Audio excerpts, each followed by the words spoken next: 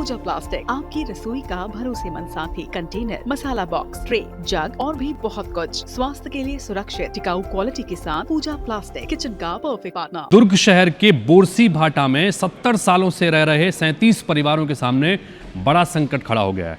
उनके आशियाने को उजाड़ने के लिए निगम ने नोटिस जारी किया है।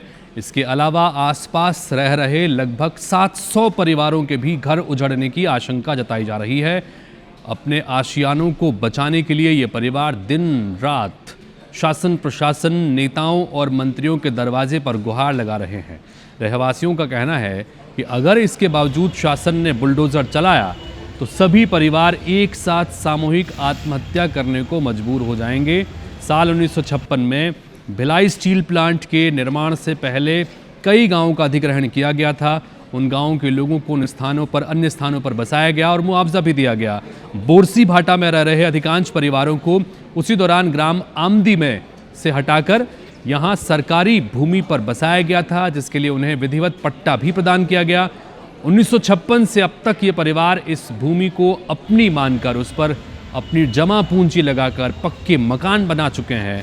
लेकिन अब निगम ने हाई कोर्ट के आदेश के बाद इन रहवासियों को कब्जा खाली करने और निर्माणाधीन मकानों को ढहाने का नोटिस जारी कर दिया है।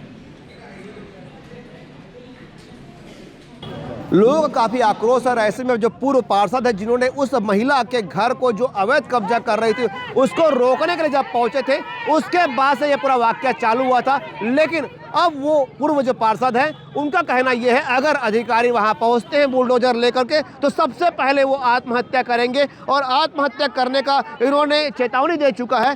क्या कारण है आप इस बात को कह रहे हैं कि आप आत्महत्या कर लेंगे? अगर मेरे घर का एक पैसा जोड़ के घर बना तो किसी घर टूटेगा और मैं कब्जा नहीं किया तो मेरा घर टूटेगा तो मैं सबसे पहले सुसाइड करूंगा।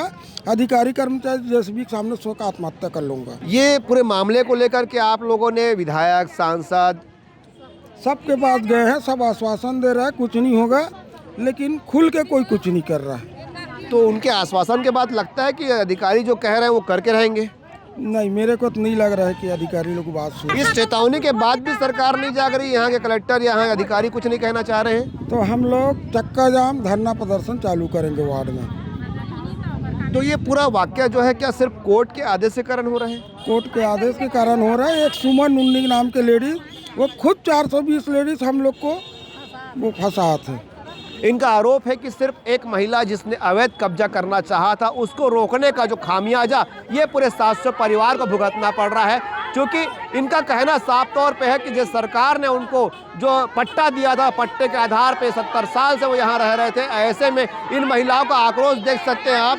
इनका साफ तौर पे ये कहना है, नारा है, प्राण छोड़ देंगे पर घर नहीं तोड़ने देंगे। अब देखना होगा इस खबर के बाद क्या सरकार जागती है और इनके पूरे डॉक्यूमेंट को देखने के बाद इन पर क्या रहम करती है, और ये जो बेघर होने वाली बात कह रहे हैं तो क्या सरकार इन पर कोई ध्यान देगी। दुर्ग से आकाश राव।